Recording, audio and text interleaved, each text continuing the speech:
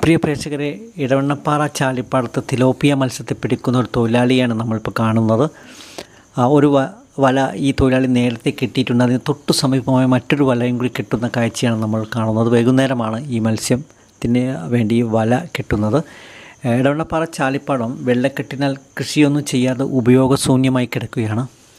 ഇനി തിലോപ്പിയ മത്സ്യത്തെക്കുറിച്ച് കുറച്ച് കാര്യങ്ങൾ പറയാം. വളരെ വേഗത്തിൽ വളരുന്നതാണ് ഈ മത്സ്യം. ഏത് സാഹചര്യത്തിലും ജീവിക്കാൻ കഴിവുള്ളതുമാണ്. അതോടൊപ്പം തന്നെ ഇവയെ കൃഷി ചെയ്യുന്നത് ലാഭകരവുമാണ്. തിലോപ്പിയ വളരെ വേഗത്തിൽ പ്രജനനം നടത്തുന്ന ഒരു മത്സ്യമാണ്.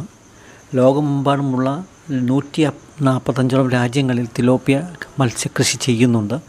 അതോടൊപ്പം തന്നെ കുളങ്ങൾ, അതോടൊപ്പം വയലുകൾ, ടാങ്കുകൾ എന്നിങ്ങനെ വിവിധ രീതികളിൽ ഇവയെ നമുക്ക് വളർത്താവുന്നതാണ്.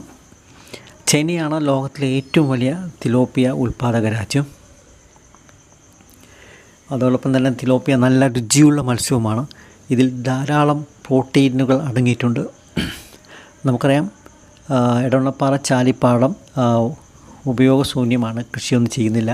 അവിടെ മത്സ്യത്തെ പിടിക്കുന്ന ഒരു കാഴ്ചയാണ് നമ്മളിപ്പോൾ കണ്ടുകൊണ്ടിരിക്കുന്നത്.